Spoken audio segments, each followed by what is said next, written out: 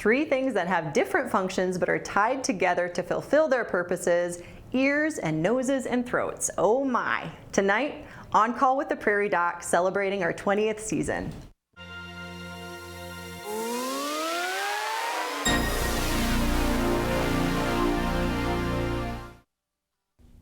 Hello, I'm Dr. Kelly Evans-Hullinger, tonight's host. We are celebrating 20 seasons of On Call with the Prairie Doc, delivering truthful, tested, and timely medical information. Continuing that tradition is our goal for tonight's discussion. Joining us in our studio on the South Dakota State University campus in Brookings is Dr. Thomas Tamura with Midwest ENT and Allergy in Sioux Falls. Welcome, Tom. Thanks for coming up and joining us. Thank you for having me. Yeah, you bet. So ENT or otolaryngology, which that's like the hardest specialty. Exactly, absolutely. Tell us a little bit about what an ENT specialist does, what your training path is. You do surgery, do you clinic? Absolutely. What's the mix of what you do? Sure. So after medical school, ears, nose, and throat, or otolaryngology, usually there's about a 5-year residency with that.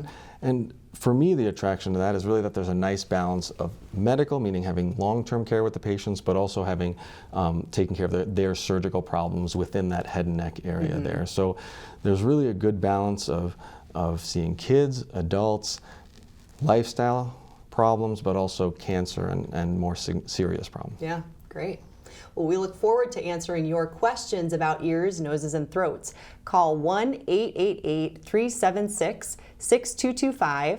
Send an email to ask@prairiedoc.org or ask on our Prairie Doc Facebook page. Each night we work to answer as many of your questions as possible given the time we have for the episode. To encourage you to submit your questions early, those of you who ask a question during the first 20 minutes of tonight's program will be entered into a drawing for one of our Prairie Doc gift items. The winner will be announced at the end of the program. Your question will remain anonymous, but be sure to provide your contact information when you submit your questions so we can contact the winner. Well, let's start with some basic ENT stuff. So probably a really common thing you see is kids' problems. So we think of kids with lots of ear infections that come and see you, or kids with lots of tonsil infections that come and see you. Let's start with ears. Sure. Like when should a pediatric patient be sent to an ENT specialist for their ears?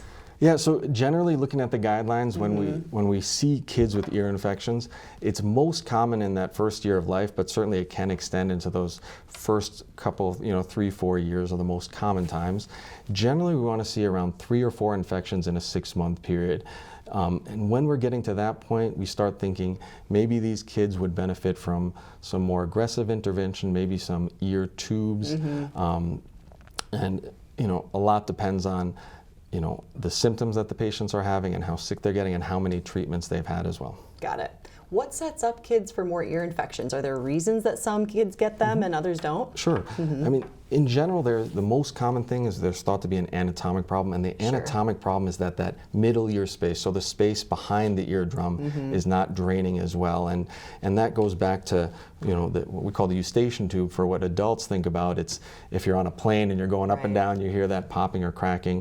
In kids that are prone to ear infections, that tube tends to be a little bit more horizontal and shorter, and most kids do outgrow their troubles, meaning as they get older it becomes more vertical and longer, thereby allowing that middle ear space to ventilate better and less likely to plug up and have an ear infection. But some kids get a lot of them and then they end up in your office. What do you tell parents about tubes? What are the sort of pros and cons of tubes, and when do you really strongly recommend them and why? Absolutely. So in general, the big pros are patient comfort, and a lot of times in kids that age it also relates to parental comfort. A lot of these patients have really restless nights and they're not sleeping well, and many times getting the tubes, and the patients in general obviously have less frequent ear infections, but also are sleeping better through the night there. The other thing that patients or parents don't always think about, in that a lot of times these patients chronically have fluid or other things behind the eardrum that are not only causing discomfort, but also potentially causing hearing issues. So children that have lots of ear infections tend to be at higher risk for having speech delay, Yeah, speech-like. Yeah, got it. And what's the surgery like? How long is a kid asleep for surgery? Are there any complications to worry about? Or It is a really simple procedure overall, meaning in adult patients we can actually do it in the office, but kids obviously can't sit still for that. So in general, there's just a little bit of mask anesthesia, so usually no IV or intubation is required. And then I'd look down with a microscope at the eardrum, small incision to the eardrum, put tubes in. My portion probably takes at most 5 minutes, going to sleep and waking up, a lot of times around 10, 15 minutes or so. So the risks otherwise, there is a small risk of having a persistent hole in the eardrum. Which would need a second procedure to fix. The other things that can occur, some kids do still get infections, especially if they have a lot of nasal congestion. The benefit with the tubes in place is that you'll see ear drainage coming from the ears, and instead of systemic antibiotics, again, some topical ear drops usually clear things up pretty quickly. Right, and then instead of that pressure of the fluid building up and causing all that pain in the middle ear, it's got an outlet, it comes out, and it's probably less uncomfortable for the patients too. Okay. Well, we've got a bunch of questions, so let's just get to some of them. All right.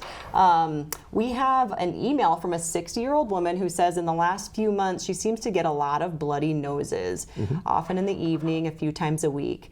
She's able to stop the bleeding by laying down and putting a tissue in her nostril. What might be causing this, and is it related to the dry, windy weather?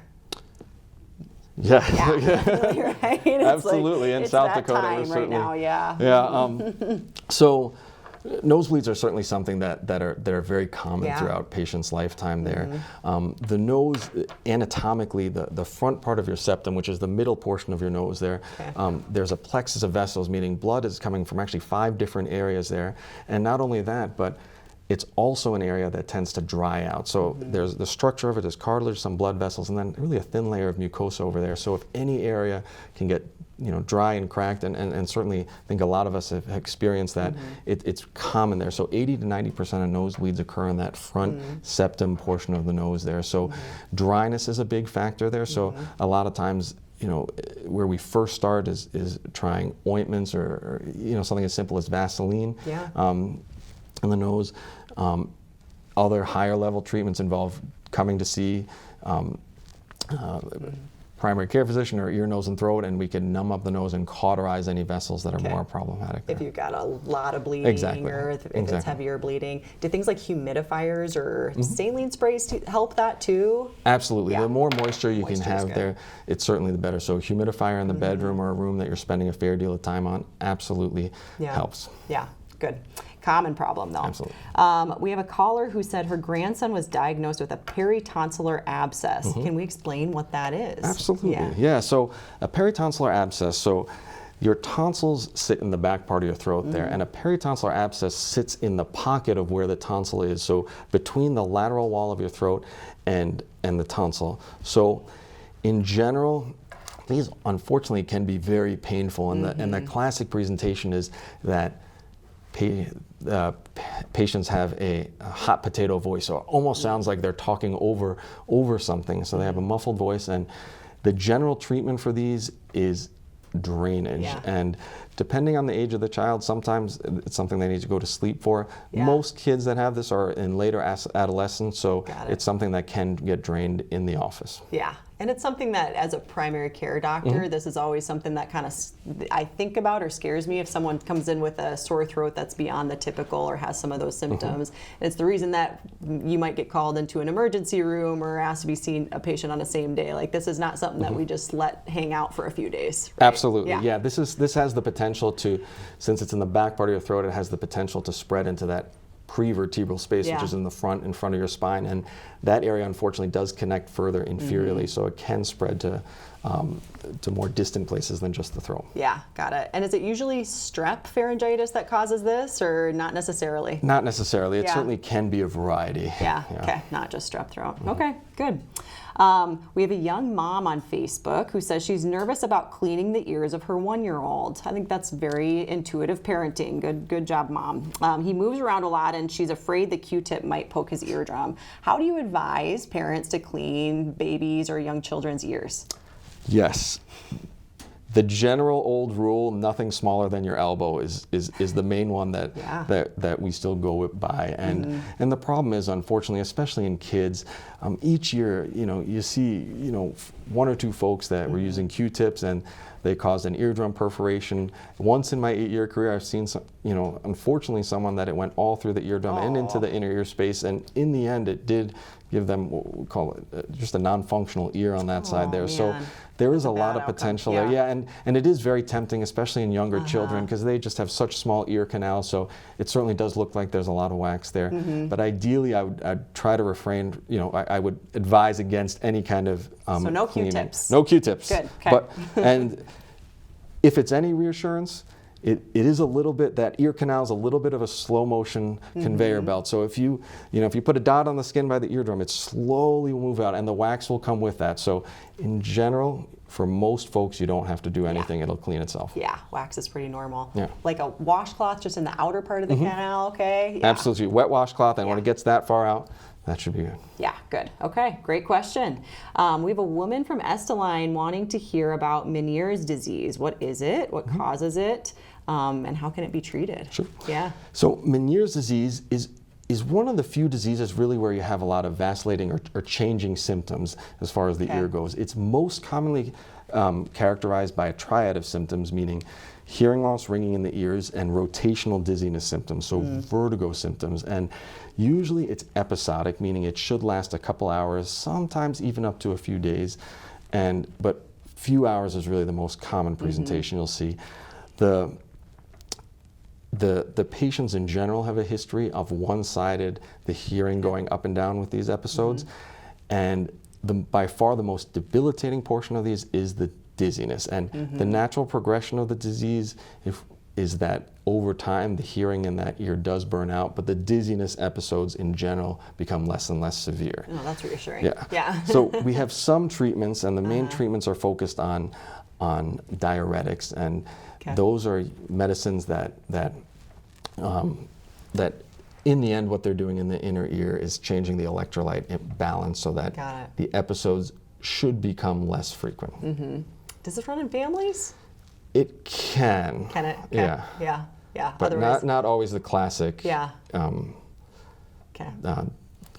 Each generation, not the classic dominant each generation. But if you're having recurrent episodes of those types of symptoms, it might be Menieres disease.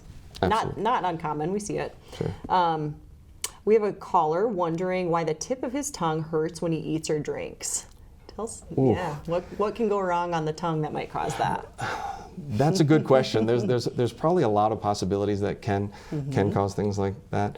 The most common issue, a lot of times you can have a little blocked taste bud. A lot of times if you look closely, you can see one of those little papilla or one of those things sticking out can be a little bit more inflamed in that area. Very rarely it can be some trauma or something that's occurring at night. Got it. A lot of times that's something you almost have to take a look at before you kind of can say for sure without looking at it. But okay, if it's a lot of those things would kind of come and go maybe within a few days or a week. So if it's lasting, probably worth getting looked at. Yes, absolutely. Okay. We have a caller who asked about what causes a tickle in the right side of the nose, tongue, and lips, and how could that be fixed? Interesting. So sensation change kind of over that side of the face. Lips. Yeah. And tongue. The one that's thrown me for a loop on that one is tongue more. Right. I mean, meaning, one of your nerves does control a lot of your midface here, which would include your nose, your lips. The tongue portion has thrown me. That's atypical. Yeah. Yeah. Okay. A little bit there. All right. For a loop. So maybe get that checked out, I suppose. Fine. We have a caller from Yankton. Great, another common question. Wondering how to prevent dry skin and dandruff in the ear. Do you see? Sure. Yes, and that certainly is a common problem because it leads to many other outer ear complaints, most commonly some outer ear infections, more prone to swimmer's ear troubles there. And most of all, it's just an itchy problem, so it's more bothersome for folks. So in general, it's something worth taking a look at to make sure there's not an underlying fungal infection there.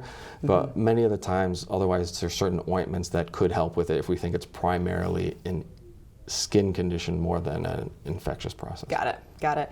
What else can happen? So we're talking about the outer ear now, so the ear canal. So we can have fungal infections. You can have dermatitises, right? Like psoriasis in the ear and stuff like that. What else can go wrong in that outer ear to cause irritation and stuff? You mentioned swimmer's ear. Yeah, swimmer's ear. Exactly, swimmer's ear. So that is one of the more common ones, and that tends to be more a bacterial infection. It's swimmer's ear because it's common in swimmers in that they get a lot of water in their ear. And the ear canal really is a perfect area for bacteria and fungus to grow, meaning it's a warm, wet environment. It's connected to the outside, and a lot of times the bacteria that overgrow in that area can be things that are commonly found there, but it's just a warm, wet environment.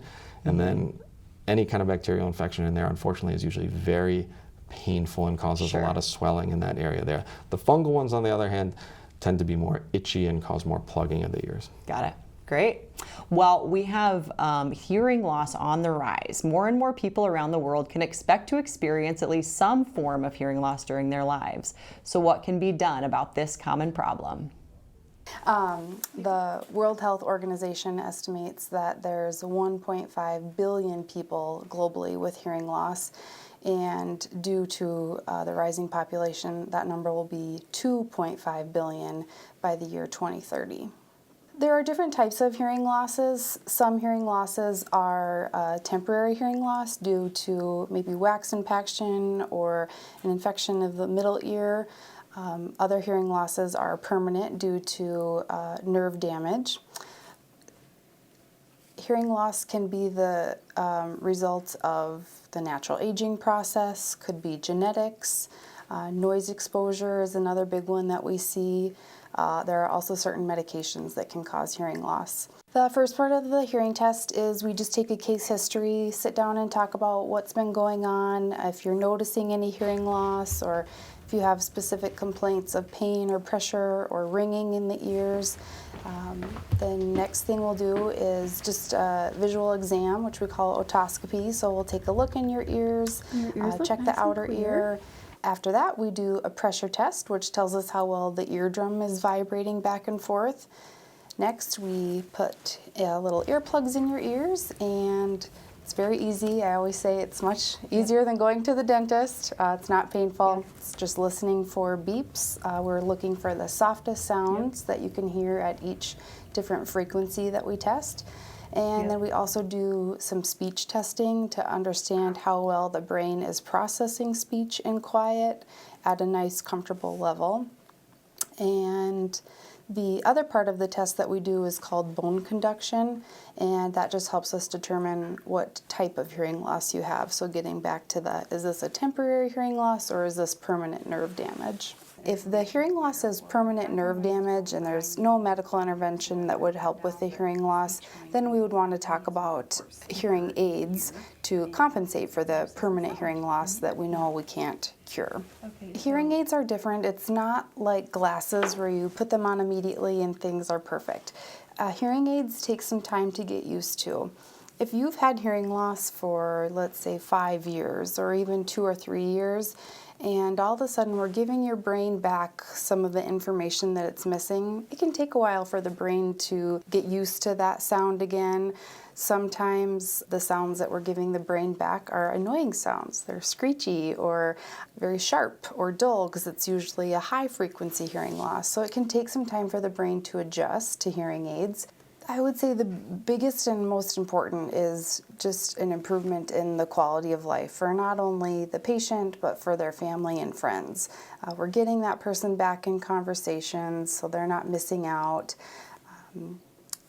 There's also a lot of research that's just come out in the last couple of years that talks about how important treating your hearing loss is to reduce the effects of cognitive decline and Alzheimer's and dementia that could be related to hearing loss.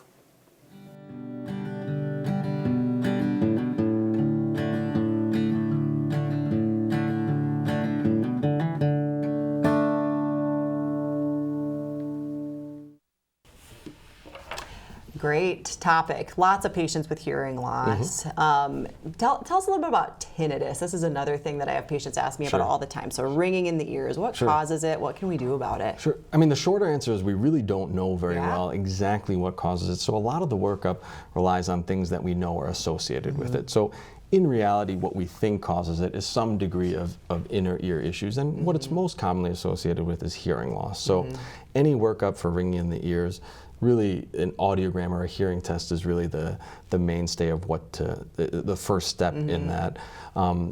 Sometimes other things, musculoskeletal issues in that area, some jaw inflammation or even some neck muscle inflammation can mimic and cause some ringing in the ears, but usually it's a sign of some type of inner ear dysfunction there.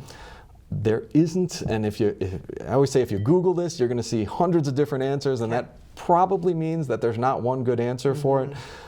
So usually the treatment protocol is based on how much things bother patients. A lot of times, for most patients, it's more an annoyance or it's more bothersome at night. And in those cases, a lot of times just adding some background noise, something simple, can make a big difference for patients. There's some association with big caffeine drinkers, so if you're drinking a lot of caffeine, the ringing can be more prominent. And in general, then, get to a little higher level treatments, hearing aids, for example. And since most patients with tinnitus have some form of hearing loss, about 50% of patients that get hearing aids do find that with them in place, they are less bothersome. And also, newer hearing aid models also have some tinnitus maskers or things, something you can activate. It's kind of like a noisemaker that helps block out those sounds there. And with those activated and functioning well, most patients really do quite well there. Now, there's a few patients that I see each year that the tinnitus almost overtakes them. They can't function, they can't work, and if all those other options fail, there is things that certain psychologists can do what's called tinnitus retraining therapy, and they can give exercises to patients that, so far I've had good luck in my patients that, I don't think there's anything that cures the tinnitus, but most of the patients that go through these processes would say, it's still there, but it's not as bothersome as it was before. Exactly. Yeah. Okay, good. There's a little blurb about over-the-counter hearing aids. Is this something that we're going to see more of, and what do you think about that? I think so. I think hearing loss is a really underserved problem in this country. I mean, if you look general data, don't quote me exactly, but around 30 million patients in this country have some need of hearing amplification, and about 10 million of them actually do have some. And so it is something where there's a fair deal of, quite frankly, they can just be expensive. So there's a large impediment to entering into that and amplifying that. And most of these patients are elderly and there's fixed income there. So over-the-counter hearing aids, I think, does solve the problem of things being more easily accessible for patients. The big question is there one size that's going to fit all for these patients? I mean, if they're not set up properly, are they going to function well? Or if they're set up too loud, can they actually cause more problems there? So I think the spirit of things is there, and I'm still learning myself more about how they will be programmed and how they will work. But I think the spirit is right. I mean, I think we need to help patients. Exactly. Yeah. Great. We have a lot of questions. Let's get going with some of those. We have a caller wondering what causes blockages within the throat, as they have a pouch that seems to fill when they swallow. Sure.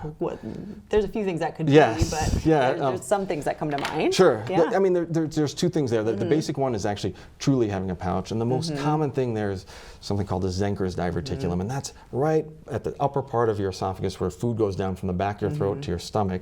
There can be an extra outpouching there. Now, that's something that commonly occurs in older patients, and the classic symptom is I regurgitate my pills hours after eating, not immediately afterwards, but hours after. That being said, I do see a fair deal of patients that come in with that complaint of, I feel like there's something getting stuck there. Maybe there is an extra pouch, and a lot of times that also can be a sign of swelling in that upper throat area there, and just that there's thickened phlegm. And if you're eating something like bread or something that's a little more starchy, you almost have to do that second swallow or drink something with it there. So a lot of times, that would be worked up with an esophagram or a swallow study, or if you see an ear, nose, and throat, we would look down with a scope and see if there's any signs of inflammation there. Yeah, and a lot of the time, if I see someone with a complaint like that, I say, well, let's send you to the ENT doc, because they can just take a direct look, and it's pretty easy in the office, right? That you can look deeper into the throat. Yes, the Zenkers we can't always see. The Zenkers are just out of view there, but certainly we can see if there's inflammation or any areas just above that. Yeah,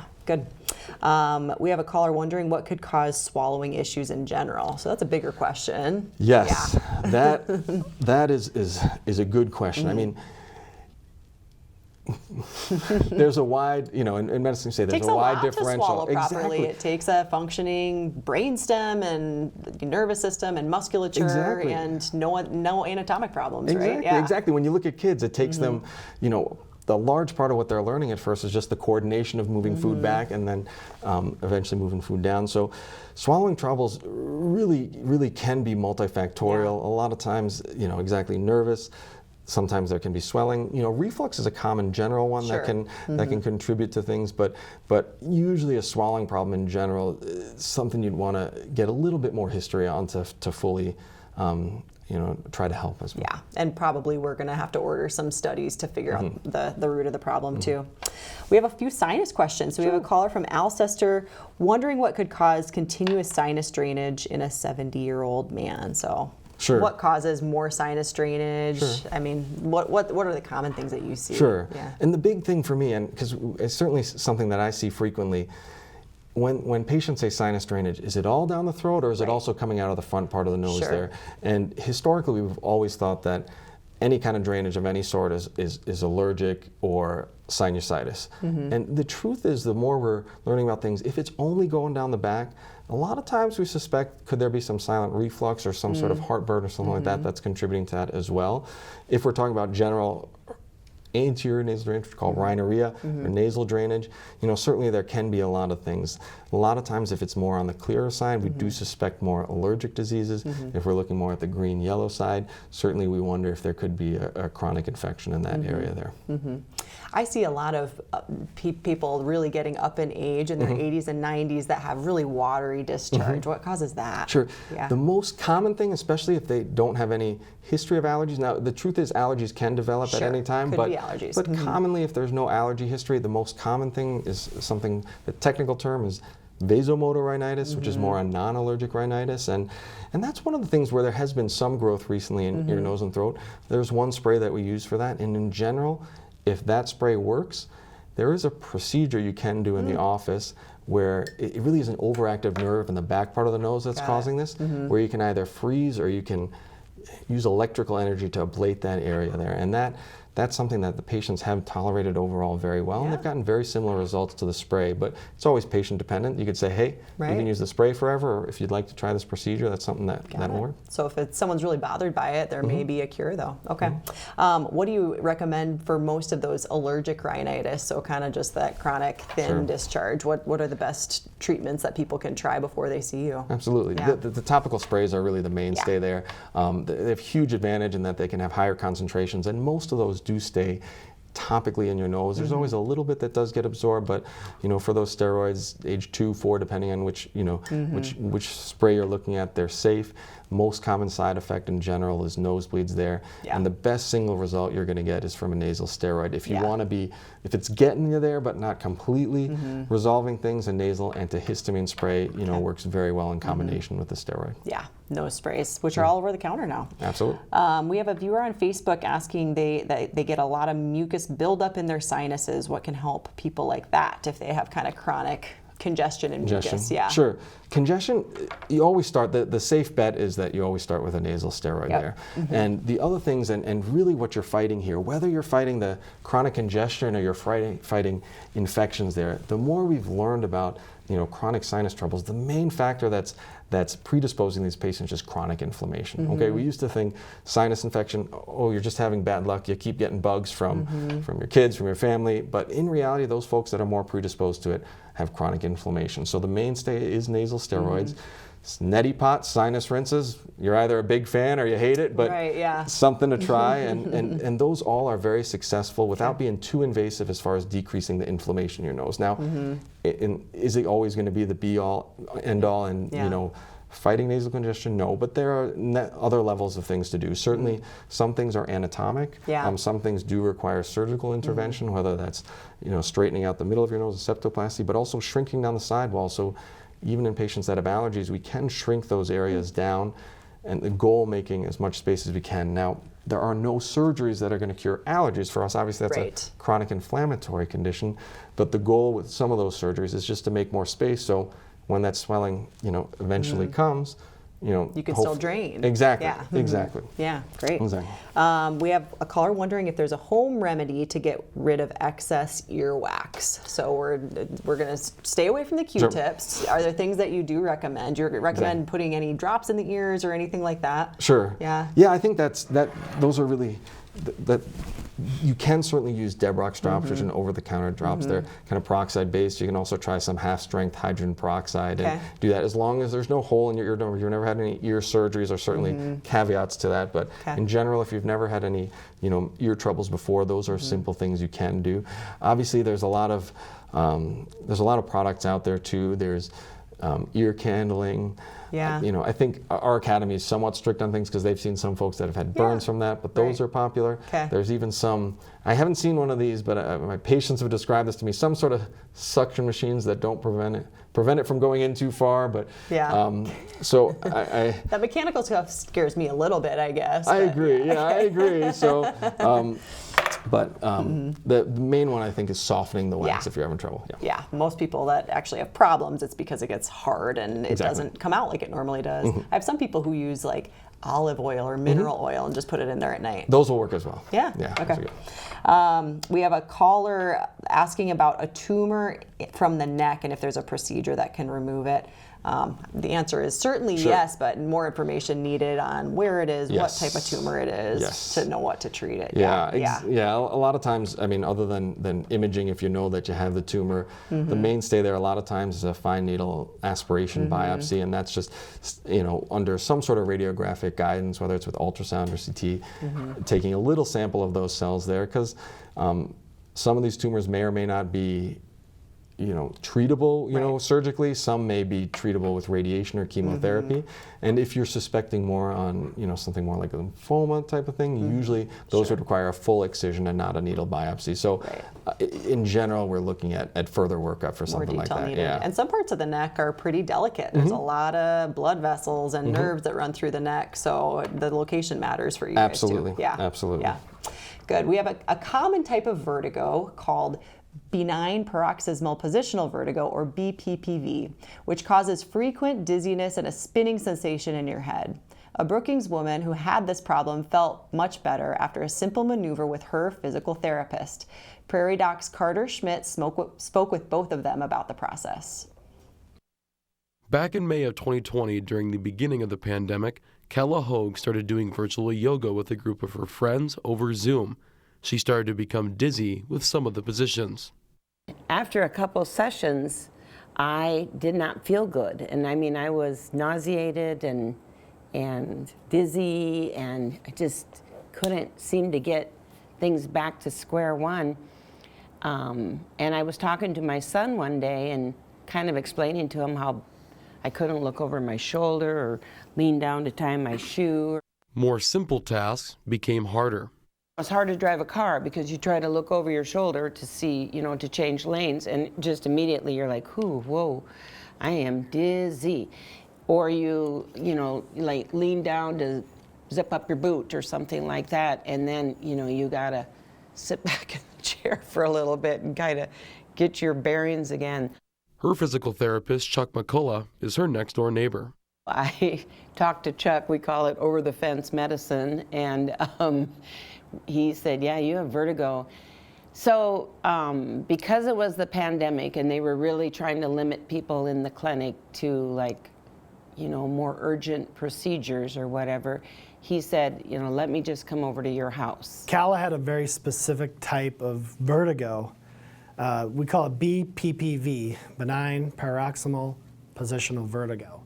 And the paramount symptom for her, it was a sudden onset. She had this intense dizziness, the room spinning, dizziness, nausea, and she had it when she turned her head. Symptoms, McCullough says, are caused by crystals clogging canals in your ears. And when they get clogged, we have to unclog them, and we choose this procedure called the Epley procedure. And what I did was, it didn't take very much time, but once we ran through the procedure, 1, 2, 3, go. Keep your eyes open. It is a type of thing that should have very quick results. Perfect, eyes open. The next day, she was 100%, did fine. The procedure involves simple, specific movements to alleviate the problem. And the first time I went through all 3 procedures, I was so dizzy and nauseated that I couldn't even stand up by myself. Not nearly as bad that second time around. Then I went back to sleep for a couple hours, and then Chuck said I had to do it again about 9 o'clock that night. And so then I did it again that night. And the next morning when I woke up, I didn't have vertigo.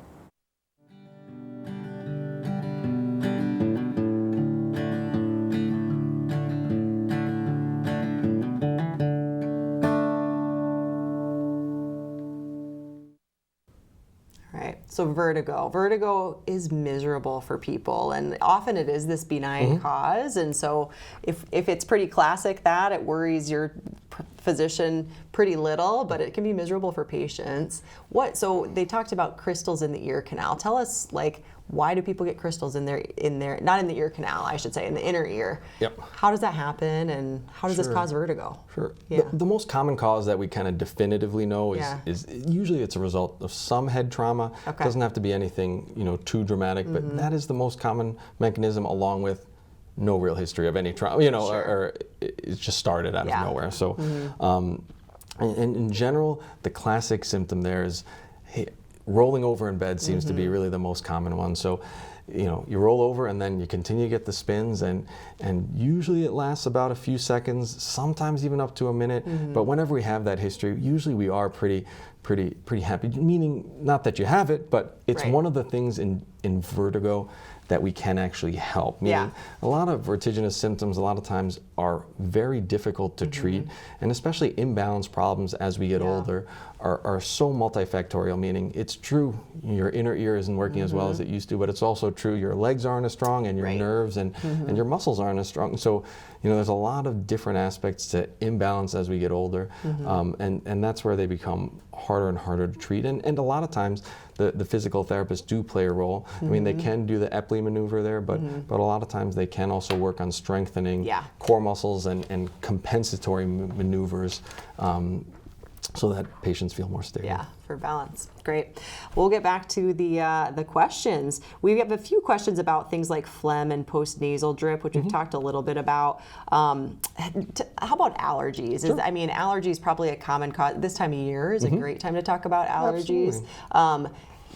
Do you recommend people have allergy testing, or do you just recommend people kind of do the typical treatments and see if they get better most of the time? In general, most of the time we start with the over-the-counter treatments, and generally one of the pretty easy stuff. Claret and Allegra, Zyrtec, one of the later generation antihistamines, and then the nasal sprays there. There are some prescription medications that we can use as well, and usually we reserve allergy testing if those methods fail, meaning we think either their allergies are so strong that we want to find out what they are. Maybe there's something that we can avoid, but also it does open up the option of this category of immunotherapy, which commonly colloquially is called allergy shots. And in general there tend to be 2 types of treatments for that. The more European model is sublingual, so drops under the tongue, and then the more North American model is allergy shots. And it is a big time commitment there. Usually you're looking at shots weekly for 3 to 5 years. About 2/3 of patients do get better, when they are taking the shots there. So that's usually where I reserve allergy testing, unless there are certain situations where, it's usually when there's a discussion within a family and it's a certain pet or something that wants to get tested, but otherwise it usually, or something specific, in the garden or around that they want to could avoid.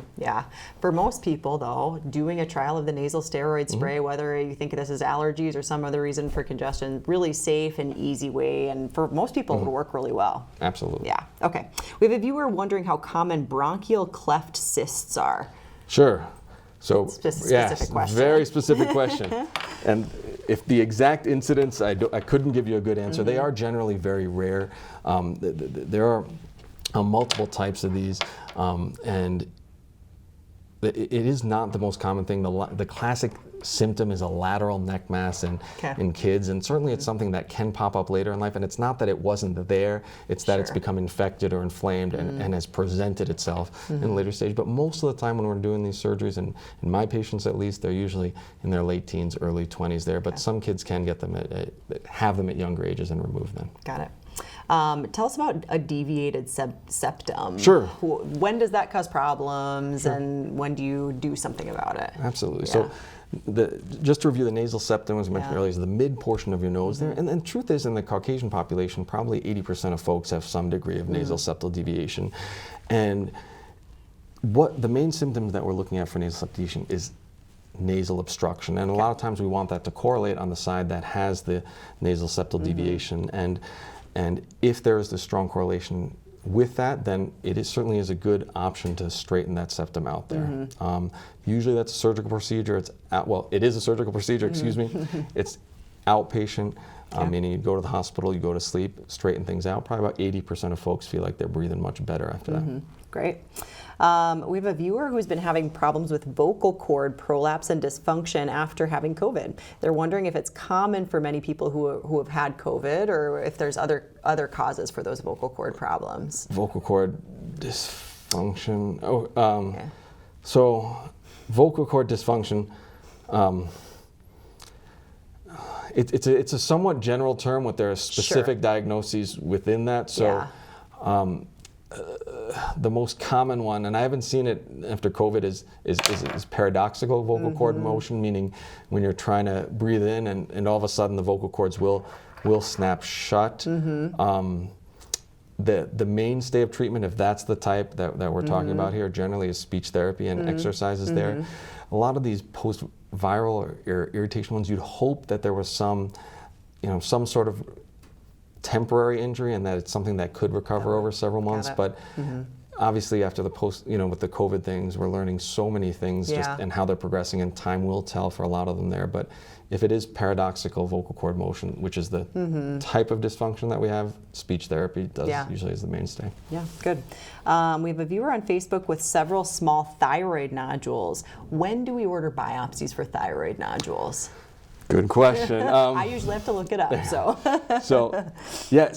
in the end, the ultrasound is really the main test for thyroid nodules. And over time, historically we had a very simple system. 1 centimeter, biopsy them. And then we really found that we were biopsying too many of these, which was leading to more surgeries, more interventions. And we thought there could be a better way to do that. So there are newer guidelines out.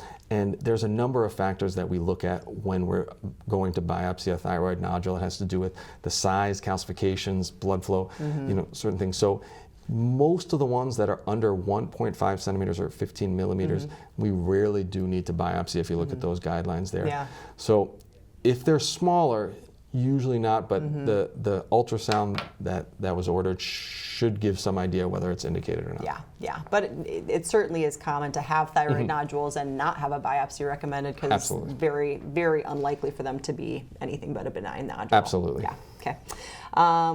Viewer is wondering how common it is for people to have sinus surgeries to need another surgery. So is that a common path that ends up people having multiple sinus surgeries? Maybe it depends on. Yeah, it depends a little bit on what the pathology is of things. Now, certainly, of all the surgeries that we do, that is one of the more common ones that can need further interventions.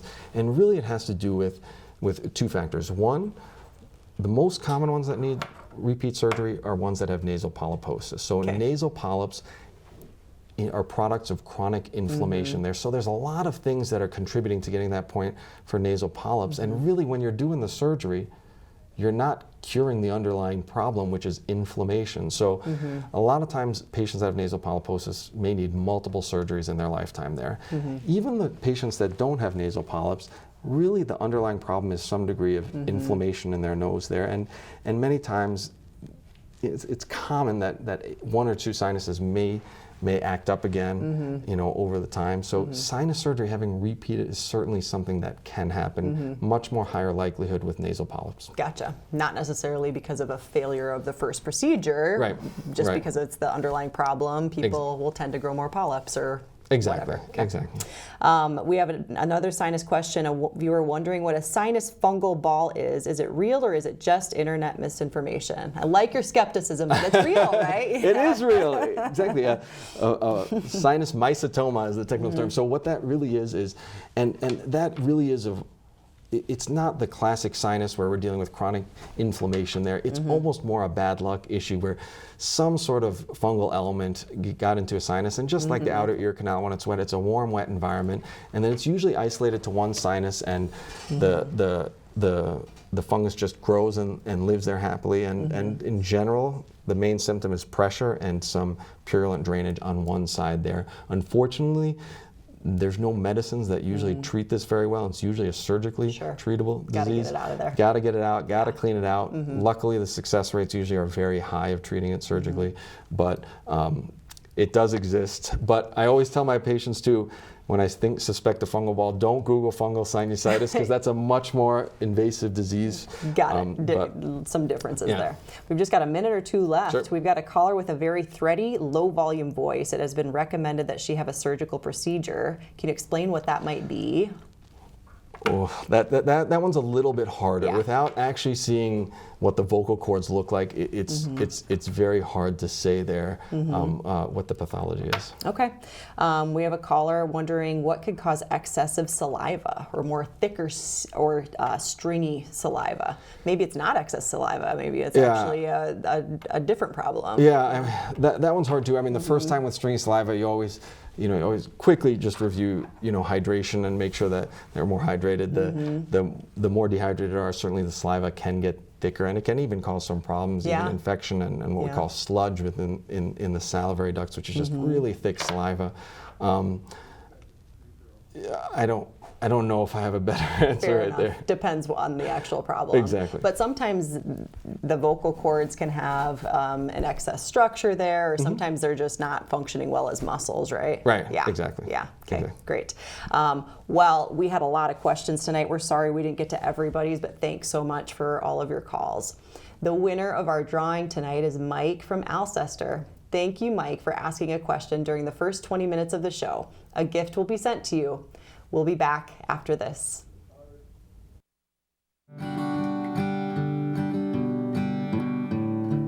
Good evening and welcome to On Call with the Prairie Doc. This episode begins our 19th season, and sadly, our first without the original Prairie Doc, Dr. Rick Holm. We will work hard to live up to the quality and sincerity that you have come to expect from this program. Joining us tonight in studio is Dr. Kelly Evans-Hullinger. Remotely via Zoom is Dr. Deb Johnston, and remotely via Skype is Dr. Andrew Ellsworth. We invite you to join us in respecting Dr. Holm's wishes as we continue his legacy. We hope that you, our loyal audience, will continue to watch the show, listen to the radio program and podcast, and read our newspaper articles.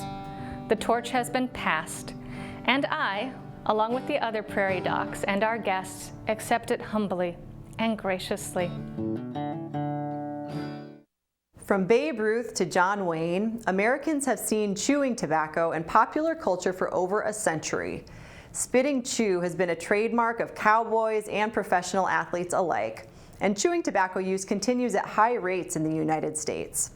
In 2018, a survey showed 2.4% of American adults used smokeless tobacco, with snuff or snus pouch use on the rise and chewing tobacco on the decline. Though smokeless tobacco use is not associated with lung cancer like smoking is, it has its own set of potential dangers.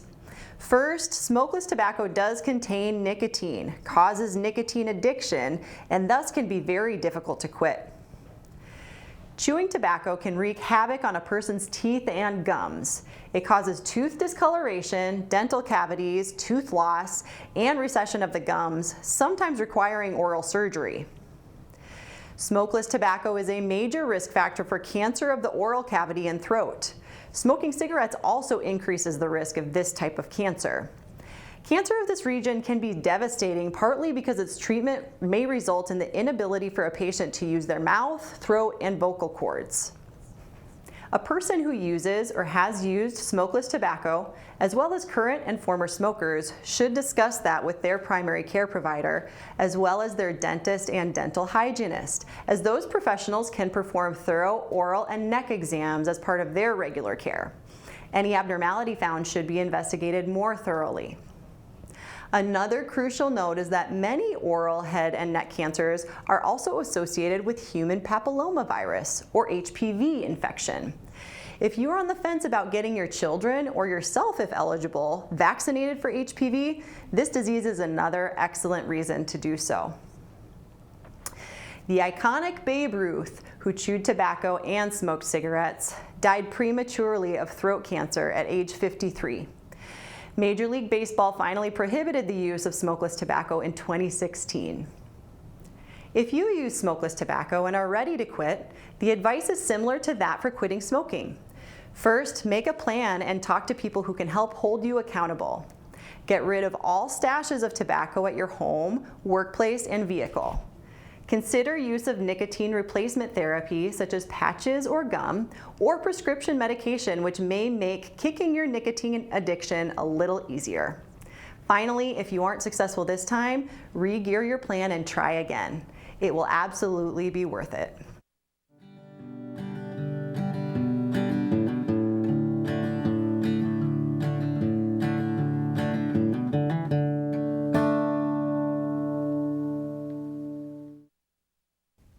Thank you to our guest, Tom, for volunteering his time to help us learn more about ears, noses, and throats. And to you, our viewers, please join us next week, May 5th, for a very special episode celebrating our 20th season. Now, a quick update regarding our Healing Words Foundation board member, Dr. Ken Bartholomew, and his kayak challenge. You may recall last fall, Dr. Bartholomew completed his kayak voyage on the Missouri River from the North Dakota border to the Nebraska border, raising more than $182,000 in donations. Inspired by your support, Dr. B decided to extend his journey from the Nebraska border near the Fort Randall Dam to the Iowa border at Sioux City. This week, he paddled 51 miles and has only 18 miles to go. To make a donation, go to prairiedoc.org and click on the donate button or mail your donation to Post Office Box 752 in Brookings. Be sure to include the word kayak with your much appreciated gift. Thank you and bon voyage, Dr. B. If you would like to see and hear more episodes of this program, please like and follow us on Facebook and YouTube or visit us at prairiedoc.org. Look for Prairie Doc Perspectives in your local newspaper, and be sure to look for the podcast of this program, Prairie Doc On Call, wherever you get your podcasts. So from all of us here at On Call with the Prairie Doc, as we celebrated our 20th season of truthful, tested, and timely medical information, until next time, stay healthy out there, people.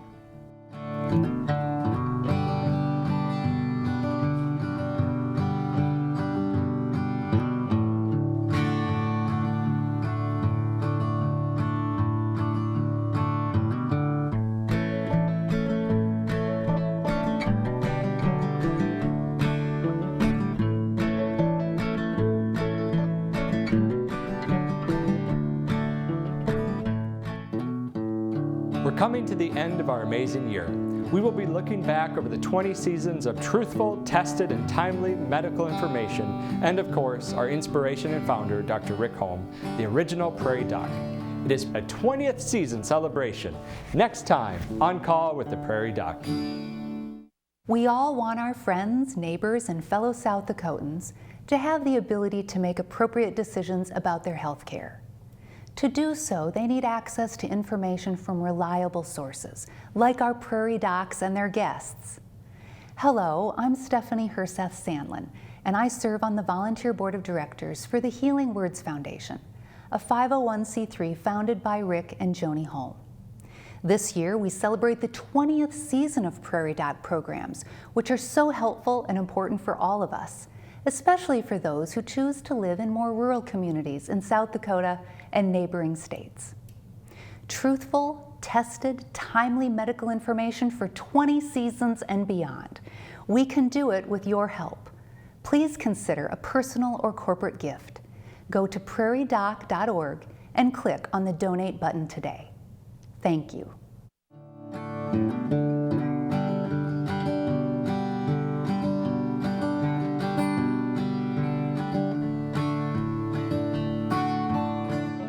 Major funding for On Call with the Prairie Doc has been provided by